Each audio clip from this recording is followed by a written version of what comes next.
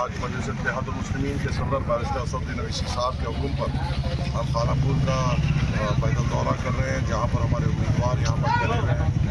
और हमारी पूरी कोशिश है कि हम हर घर तक जाएँ, अपनी बात रखें, मजलिस इत्तेहादुल मुस्लिमीन का पैगाम पहुँचाएँ और पूरी कोशिश ये करें कि हम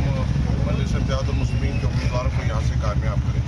जो माहौल मैं देख रहा हूँ, जिस तरीके से लोग मेरी इज्जतदार माएँ हमसे मिल रही हैं, मुझे यकीन है कि 11 तारीख के दिन इन दो उम्मीदवारों के हक़ में बड़ी अक्सरियत में वोट होगा।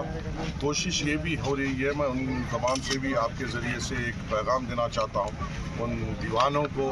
जो हमारे उम्मीदवारों को डराने की, धमकाने की या ख़रीदने की कोशिश कर रहे हैं, या हमारे यहाँ के मुकामी बच्चों को डराने या धमकाने की कोशिश कर रहे हैं। इलेक्शन आएगा, इलेक्शन चले आएगा,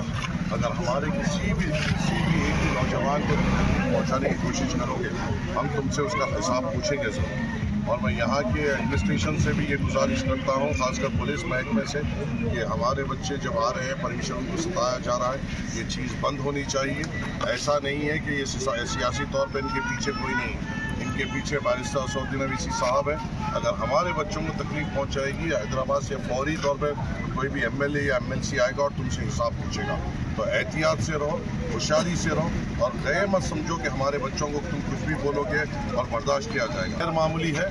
और ख़वातीनों में गैर मामूली इज्जत है और जो मोहब्बत है असदुद्दीन अवैसी साहब के ताल्लुक से, मुझे यकीन है हम दोनों के वोट जीत रहे हैं।